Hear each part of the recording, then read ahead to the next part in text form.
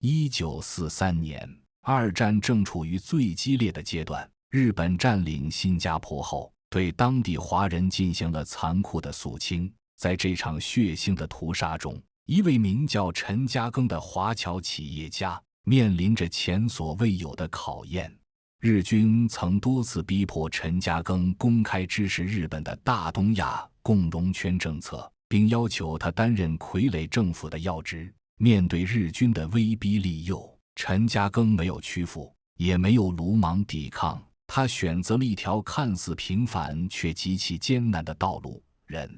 他表面上与日军保持着必要的往来，暗地里却秘密资助抗日力量，并想方设法保护当地华人。每当日军官员来访，他总是面带微笑，礼数周全，却从不在原则问题上让步。日军搜查他的住所和工厂，却找不到任何反日的证据，审问他的员工，也得不到任何对他不利的供词。这种表面的合作让陈嘉庚承受了巨大的心理压力和道德煎熬，不少人误解他，甚至指责他是汉奸。然而，他选择默默承受这些误解和指责，因为他知道，只有活下来，才能保护更多的人，才能等到黎明的到来。战争结束后，真相大白，陈嘉庚在战时保护了数千名华人的事迹才被公开。人们这才明白，他的忍不是懦弱，而是一种大智慧、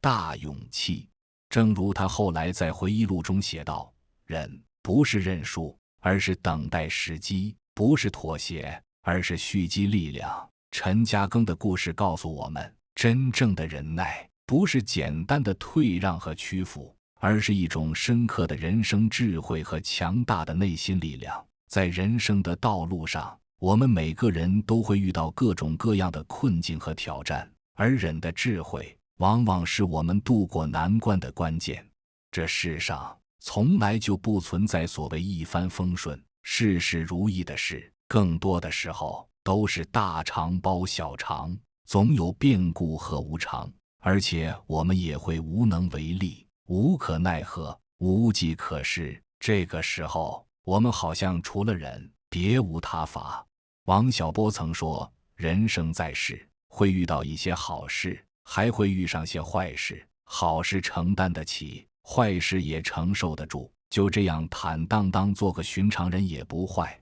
其实人生路途上遇到风风雨雨都是正常的，只要自己做到忍住，早晚就能风平浪静。只要自己扛得住事，那么生活就能过得下去，人生自然也能好得起来。说到底，人这辈子好的日子其实就是靠自己一点点忍起来的。南非前总统曼德拉在罗本岛监狱度过了27年的牢狱生活，在这漫长的岁月里，他被关在只有2平方米的牢房中，每天被迫从事繁重的体力劳动，甚至连基本的人身自由都被剥夺。狱警对他的侮辱和虐待从未停止，试图摧毁他的意志和尊严。然而，曼德拉选择了忍耐，他没有因为这些不公正的待遇而怨恨和报复，而是利用这段时间阅读、思考和学习。他在狱中学习了南非白人的语言阿非利卡语，研究了对方的历史和文化，甚至与看守他的狱警建立了某种程度的友谊。当记者后来问他是如何忍受这27年的牢狱之灾时，曼德拉平静地说：当我走出监狱大门时，我已经明白，如果我继续怀抱怨恨，那么我依然是囚徒。这种超越个人恩怨的胸怀，不是与生俱来的，而是在长期的忍耐和思考中逐渐形成的。正是这种非凡的忍耐力和宽容精神，使曼德拉在获释后能够与昔日的敌人坐在谈判桌前，共同为南非的和平与和解而努力。他不仅赢得了全世界的尊敬，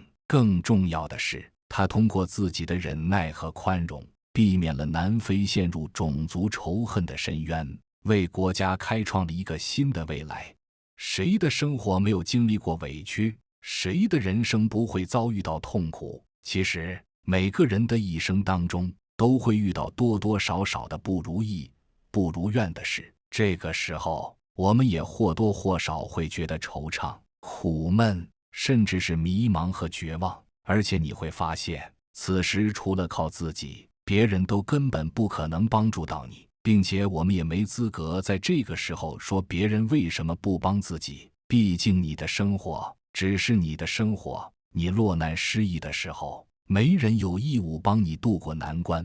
如果你觉得委屈，那就对了，但是你开始生气，那就错了，因为委屈是本能，生气是无能。俗话说，将军额头能跑马，宰相腹里能撑船，唯有让自己忍一忍，不断磨练自己，把委屈当成是自己前行的动力。日本著名企业家稻盛和夫在创业初期也曾面临巨大的挫折和委屈。当他创立京瓷公司时，遭到了同行的恶意竞争和打压。竞争对手不仅恶意压价，还散布谣言破坏他的商业信誉。更令人难以接受的是，他曾经信任的合作伙伴背叛了他，带走了公司的核心技术和重要客户。面对这些打击，稻盛和夫内心充满了愤怒和不甘，他曾一度想要放弃，甚至想要报复那些伤害过他的人。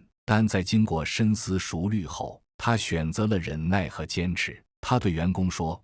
我们不要把精力浪费在愤怒和报复上，而是要专注于提高自己的产品质量和服务水平。”他把这种忍耐的哲学融入到企业文化中，教导员工在面对挫折和不公时，不要怨天尤人，而是要反思自己，提升自己。他常说，遇到困难时，与其抱怨外部环境，不如提升自己的能力。正是这种忍耐和自省的精神，使京瓷公司在激烈的市场竞争中不断成长，最终成为全球领先的电子元件制造商。稻盛和夫也从一个默默无闻的工程师，成长为受人尊敬的企业家和思想家。如此，如同《白忍歌》里讲的：“不忍小事变大事，不忍善事终成恨，父子不忍失慈孝，兄弟不忍失爱敬，朋友不忍失义气，夫妇不忍多争竞。”这样，我们才能越变越强，越活越通透，甚至才能在往后余生里，靠自己活成一束光，自己也能照亮自己前行的路。在我们的日常生活中，委屈和不公是常态，而非例外。那位在职场上被同事排挤的年轻人，那位被客户无理责骂的服务员，那位被上司忽视贡献的员工，他们都在经历着各种形式的委屈。面对这些委屈，有人选择了愤怒和抱怨，结果往往是情绪越来越糟，处境越来越难；而有人选择了忍耐和自省，反而在这个过程中变得更加坚强和睿智。美国心理学家维克多·弗兰克尔在纳粹集中营中度过了3年，在那里，他目睹了人类能够想象的最极端的残忍和苦难。然而，正是在这样的环境中，他发现了一个深刻的真理：当我们无法改变处境时，我们被挑战去改变自己。他在集中营中观察到，那些能够在极端环境中保持尊严和希望的人，往往是那些能够找到生命意义的人，而不是那些身体最强壮或最聪明的人。弗兰克尔的经历告诉我们，忍耐不仅仅是被动地承受苦难，更是在苦难中寻找意义和成长的机会。正如他在《活出生命的意义》一书中所写，人类最后的自由，是在任何环境下选择自己态度的自由。这种在逆境中保持积极态度的能力，不是天生的，而是通过不断的忍耐和自我超越培养出来的。每一次我们选择忍耐而不是抱怨，选择反思而不是指责，我们就在为自己的内心力量添砖加瓦。人生如茶，一开始只有经过开水的泡烫，然后慢慢沉淀一番，才能浸泡出好滋味。如果太着急，那就喝不到其中的好滋味。实际上，真正有格局的人，通常都有很强的忍耐力。这种忍耐力不光是对现实不如意的一种坦然接纳，同时也是对自己的一种克制修炼。如此，遇到挫折和失败，或是遭遇到他人的背叛和刁难，都能动心忍性，忍住一切哪怕不能忍的。乔布斯的故事是现代商业世界中最引人注目的例子之一。1985年，乔布斯被自己一手创建的苹果公司董事会解雇，这对他来说是一个巨大的打击和羞辱。在公众场合，他成为了失败者的代名词，许多人认为他的职业生涯已经结束。面对这样的挫折，乔布斯没有选择公开抨击苹果公司或者那些背叛他的人，相反，他选择了忍耐和反思。他后来在斯坦福大学的演讲中回忆道，被解雇是我生命中发生的最好的事情，成功的沉重被新手的轻盈所取代，让我更加自由地进入人生中最有创造力的阶段。在被苹果公司解雇的那段时间里，乔布斯创立了 Next 公司和皮克斯动画工作室，探索了新的技术和创意领域。这段经历不仅拓宽了他的视野，也让他有机会反思自己的领导风格和人生目标。1997年，当苹果公司面临危机时，乔布斯以 Next 的技术为基础，重返苹果，并最终将其带向了前所未有的成功。如果没有那段被迫离开的经历，如果没有那段忍耐和反思的时光，乔布斯可能永远不会成为后来那个改变多个行业的传奇人物。荀子中说，行忍性情，然后能修。忍从某种意义上来说，是为了修炼自己，也是为了能把自己锻炼出来。太多人就是因为这也忍不了，那也受不了，到头来整日过得焦躁随便，害怕面对困境，担心遇到挑战。在中国古代，范仲淹的故事同样展示了忍耐如何塑造一个人的格局。范仲淹出身贫寒，年轻时为了专心读书，常常煮粥分成4份，冷了就吃，被称为范半仙。他在科举考试中多次失利，但从未放弃。当范仲淹最终进入仕途后，他遇到了更大的挑战。由于他主张改革，触动了既得利益者的利益，多次被贬官外放。面对这些打击，范仲淹没有怨恨，而是在每一个被贬的地方尽心尽力为当地百姓做实事。在越州任职期间，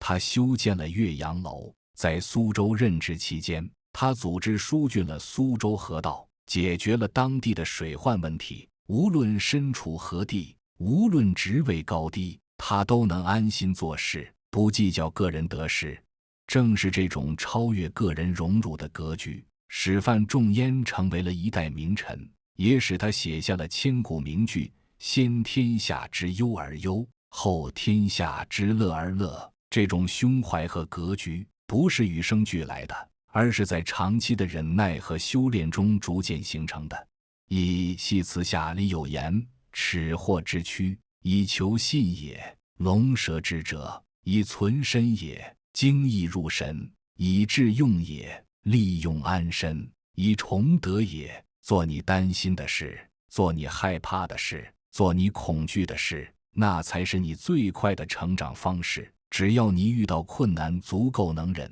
敢于去扛，持续坚持，那么终究能在蛰伏和修炼当中不断地强大自己，成就自己。在现代社会，我们同样可以看到许多通过忍耐培养格局的例子。那位在创业初期面临资金短缺、团队动摇、市场质疑的企业家，选择了咬牙坚持而不是轻言放弃。那位在学术研究中遭遇瓶颈、论文被拒、实验失败的科学家，选择了继续探索而不是改变方向。那位在艺术创作中面临批评、不被理解、作品滞销的艺术家，选择了坚守初心而不是迎合市场。他们的共同点是，都在困境中保持了耐心和坚韧，都在逆境中磨练了自己的意志和能力。正是这种忍耐的品质，使他们最终能够超越常人，取得非凡的成就。忍耐不是懦弱，而是一种战略性的选择。就像中国古代兵法中所说的忍小缝儿就大谋，有时候我们需要忍受短期的不适和挫折，才能实现长期的目标和价值。这种长远的眼光和战略性思维，正是格局的体现。日本企业家柳井正创立优衣库时，也经历了类似的忍耐过程。在创业初期，他的服装店铺经营惨淡，几乎面临破产。市场对他的产品反应冷淡，投资者对他的商业模式持怀疑态度。面对这些挫折，柳井正没有放弃，而是选择了忍耐和坚持。他回忆说，那段时间，我每天都在思考如何改进产品，如何降低成本，如何提高顾客体验。我知道，如果我因为暂时的困难而放弃，那么我永远不会知道成功的滋味。柳井正的忍耐最终得到了回报，通过不断调整商业模式和产品策略，优衣库逐渐赢得了市场认可，成为全球领先的服装零售品牌。如今，柳井正已经成为日本最富有的企业家之一，而他的成功故事也成为了商学院的经典案例。忍耐不仅仅是被动的承受，更是主动的思考和调整。正如柳井正所展示的，真正的忍耐是在困境中保持清醒的头脑，不断学习和改进，直到找到突破口。这种积极的忍耐态度是成功者的共同特质。做人还是能多忍一下吧，毕竟你又不是全能全才，凭什么生活会一直善待你？而且也要告诉自己这么一个道理，就是倘若自己这辈子能一直一帆风顺下去，太过顺利了，岂不是人生道路就太平坦了？这样的话，是不是过得也忒无聊、枯燥、乏味了？我们应该把人生过得如同大海，起起伏伏，一时狂风暴雨，有时风平浪静，才有趣有味吧。李嘉诚的成功故事是商业界最为人熟知的传奇之一，但很少有人知道他早年经历的艰辛和忍耐。李嘉诚12岁时，父亲因病去世，家庭陷入困境，他被迫辍学打工养家。在那个动荡的年代，年轻的李嘉诚每天工作16小时，忍受着身体的疲惫和精神的压力。当他积累了一些资金，开始创业时，又面临了更大的挑战。在香港创业初期，他遇到了来自大财团的打压和排挤，市场上流传着各种关于他公司即将倒闭的谣言，银行收紧了对他的贷款，供应商要求他提前付款。面对这些困难，李嘉诚没有抱怨命运的不公，也没有公开指责那些打压他的人，相反，他选择了默默忍耐，专注于提高自己产品的质量和服务的水平。他常对员工说，别人怎么看我们不重要，重要的是我们自己做得怎么样。这种忍耐的态度，使李嘉诚能够在逆境中保持清醒的头脑，做出正确的商业决策。他不被一时的困难所击倒，也不被短期的利益所诱惑，而是始终坚持自己的商业原则和长远目标。随着时间的推移，李嘉诚的忍耐得到了回报，他的企业不断发展壮大，最终成为亚洲最具影响力的商业帝国之一。如今，人们称他为超人，赞美他的商业智慧和战略眼光，但很少有人提及他早年那段默默忍耐的岁月。然而，正是那段忍耐的经历，塑造了他的性格和价值观，为他后来的成功奠定了基础。所以，生活里遇到了难关和麻烦，告诉自己忍一忍，扛一扛，反而能磨练自己，强大自己，然后甚至让自己变得越来越成熟、可靠、厉害。在体育界，科比·布莱恩特的故事同样展示了忍耐的力量。作为 NBA 历史上最伟大的球员之一，科比的成功不仅仅来自于他的天赋，更来自于他超乎寻常的忍耐力和意志力。在他的职业生涯中，科比经历了无数的挫折和挑战，严重的伤病、球队的低谷、媒体的质疑、球迷的嘘声。2013年，当他在38岁高龄遭遇阿基里斯腱断裂这一职业生涯最严重的伤病时，许多人认为他的职业生涯已经结束。面对这样的打击，科比没有选择退缩或放弃，相反，他选择了忍受痛苦，进行艰苦的康复训练。在康复期间，他每天凌晨4点起床，进行长达6小时的训练，忍受着常人难以想象的身体和精神痛苦。当记者问他是如何忍受这些痛苦时，科比回答说：“我不会让痛苦定义我是谁，痛苦只是一个过程，而我选择如何应对这个过程，才定义了我是谁。”正是这种超乎寻常的忍耐力和意志力，使科比能够在伤病后重返赛场，继续他的传奇之旅。他不仅仅是忍受了痛苦，更是在痛苦中找到了成长和超越自我的机会。科比的故事告诉我们，忍耐不仅仅是被动地承受困难，更是在困难中保持积极的态度，不断挑战自己的极限。正如他所说，伟大来自于对平凡的忍耐。在文学艺术领域，我们同样可以看到忍耐如何塑造伟大的创作者。梵高一生中只卖出了1幅画，大部分时间生活在贫困和孤独中。他的艺术风格在当时不被主流社会接受，甚至被嘲笑为疯子的涂鸦。面对这样的境遇，梵高没有放弃自己的艺术追求，也没有为了迎合市场而改变自己的风格。相反，他选择了忍受贫困和孤独，坚持自己的艺术理想。在给弟弟提奥的信中，他写道：“我宁愿在贫困中画我想画的画，也不愿为了金钱而背叛自己的艺术。”正是这种对艺术的忠诚和对困境的忍耐，使梵高能够在短短的10年创作生涯中，创作出近900幅油画和1100多幅素描，其中许多作品后来被认为是人类艺术史上的杰作。梵高的故事告诉我们，真正的忍耐不是放弃自己的梦想和原则，而是在逆境中坚守它们。有时候，我们需要忍受暂时的不理解和孤独，才能创造出真正有价值的作品。在我们的日常生活中，忍耐同样是一种重要的品质。那位为了照顾生病的家人而放弃职业发展机会的人，那位为了孩子的教育而默默承受经济压力的父母，那位在职场中被误解却依然坚持原则的员工，他们都在用自己的方式展示着忍耐的力量。这种忍耐不是懦弱，而是一种选择；不是放弃，而是坚持；不是逃避，而是面对。正如哲学家尼采所说：“凡不能杀死我的，必使我更强大。”每一次我们选择忍耐而不是逃避，我们就在为自己的内心力量添砖加瓦。忍耐不是一味的忍气吞声，而是一门需要智慧和勇气的艺术。真正的忍耐是在知道何时该忍，何时该畏，以及如何在忍耐中保持尊严和成长。德国哲学家叔本华曾说：“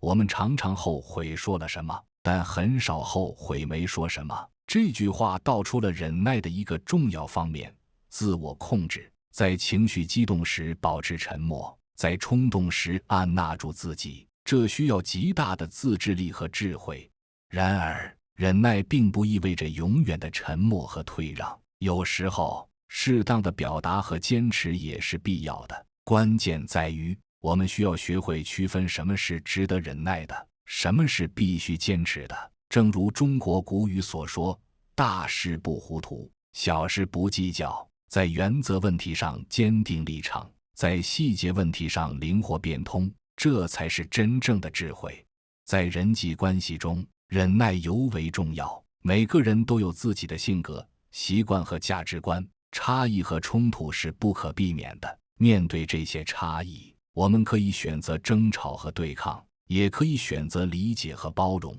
前者可能带来短暂的情绪宣泄，后者则有助于建立长久的和谐关系。美国前总统林肯是历史上著名的忍耐者，在他担任总统期间，他的内阁成员中有许多人曾经是他的政治对手，甚至公开批评过他。然而，林肯没有因为个人恩怨而排斥他们，而是选择了包容和合作。当有人问他为什么要任命自己的批评者时，林肯回答说：“我需要最优秀的人才来帮助国家度过危机，而不是那些只会赞美我的人。”这种超越个人恩怨的胸怀不是天生的，而是在长期的自我修炼中培养出来的。林肯曾经是一个脾气暴躁的年轻人，但通过不断的自我反省和控制，他逐渐学会了忍耐和宽容。正是这种品质，使他能够在美国历史上最艰难的时期，领导国家度过内战的危机。在职场中，忍耐同样是一种重要的能力。面对上司的批评、同事的竞争、客户的投诉，我们可以选择愤怒和抱怨，也可以选择冷静和反思。前者可能带来短暂的情绪宣泄，后者则有助于我们从挫折中学习和成长。亚马逊创始人贝佐斯在公司早期面临巨大的压力和质疑，华尔街分析师批评他的商业模式不可持续，竞争对手嘲笑他的烧钱策略，甚至连一些员工也对公司的前景表示怀疑。面对这些质疑和批评，贝佐斯没有急于辩解或改变策略，而是选择了忍耐和坚持。他在给股东的信中写道：“在亚马逊，我们愿意被误解很长一段时间。”这种长远的眼光和忍耐的态度，使他能够专注于自己的愿景，而不被短期的压力所左右。贝佐斯常对员工说：“如果你不能忍受批评，就不要做任何创新的事情。”这种对批评的忍耐和包容，成为了亚马逊公司文化的重要组成部分。正是这种文化，使亚马逊能够在面对挫折和质疑时保持韧性，最终从一家网上书店发展成为全球最有价值的公司之一。在我们的日常生活中，忍耐同样是一种重要的能力。当我们面对家人的不理解、朋友的误会、同事的竞争，我们可以选择愤怒和抱怨，也可以选择理解和包容。前者可能带来短暂的情绪宣泄，后者则有助于建立长久的和谐关系。忍耐不是一味的忍气吞声，而是一门需要智慧和勇气的艺术。真正的忍耐是在知道何时该忍，何时该畏，以及如何在忍耐中保持尊严和成长。德国哲学家叔本华曾说：“我们常常后悔说了什么，但很少后悔没说什么。”这句话道出了忍耐的一个重要方面：自我控制，在情绪激动时保持沉默，在冲动时按捺住自己，这需要极大的自制力和智慧。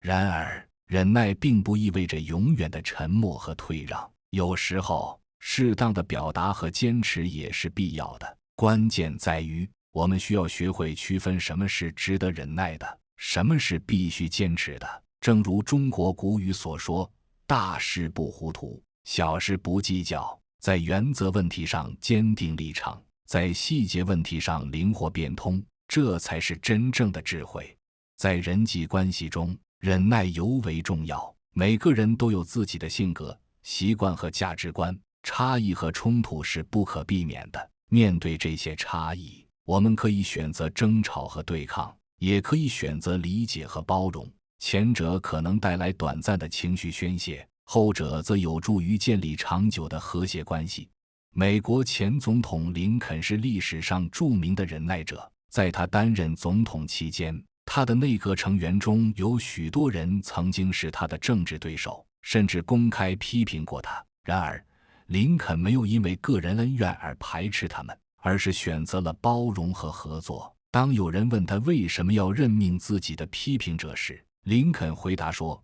我需要最优秀的人才来帮助国家度过危机，而不是那些只会赞美我的人。”这种超越个人恩怨的胸怀不是天生的，而是在长期的自我修炼中培养出来的。林肯曾经是一个脾气暴躁的年轻人，但通过不断的自我反省和控制，他逐渐学会了忍耐和宽容。正是这种品质，使他能够在美国历史上最艰难的时期，领导国家度过内战的危机。在职场中，忍耐同样是一种重要的能力。面对上司的批评、同事的竞争、客户的投诉，我们可以选择愤怒和抱怨，也可以选择冷静和反思。前者可能带来短暂的情绪宣泄，后者则有助于我们从挫折中学习和成长。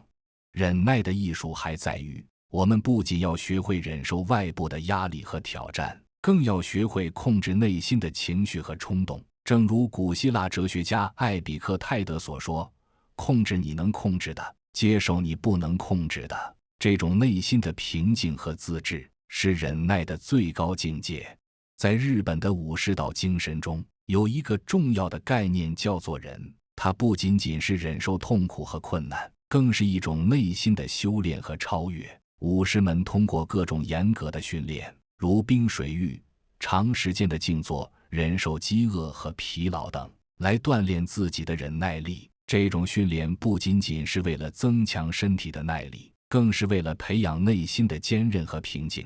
在现代社会，我们可能不需要像武士那样进行极端的训练，但我们同样需要通过日常的自我约束和修炼，来培养自己的忍耐力。这可能是每天坚持锻炼身体，可能是控制自己不去看手机，可能是在被误解时保持沉默，也可能是在面对诱惑时坚守原则。通过这些日常的小练习，我们逐渐培养出一种内心的力量，使我们能够在面对更大的挑战和困难时，保持冷静和坚韧。正如中国古语所说，不积跬步，无以至千里；不积小流，无以成江海。忍耐的能力正是通过这些日常的小练习积累起来的。忍耐不是目的，而是手段；不是终点，而是过程。真正的忍耐是为了在逆境中找到成长的机会，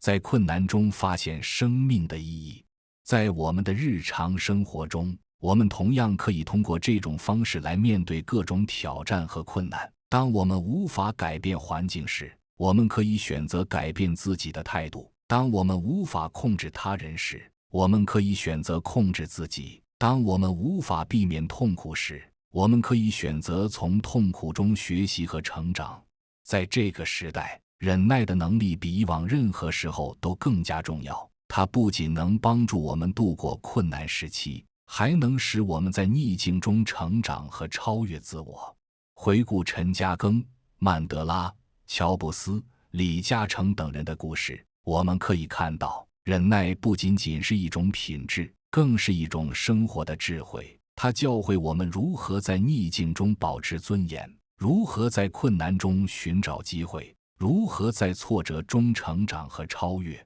忍耐不是懦弱，而是一种内心的力量；不是退缩，而是一种战略性的选择；不是放弃，而是一种等待时机的智慧。忍耐不是终点，而是通往更美好生活的道路；不是目的，而是实现梦想的手段。我是高维认知，今天的内容就到这里。如果你觉得今天的内容还不错，请一定要关注我们的频道，让我们一起每天提升自己的认知水平。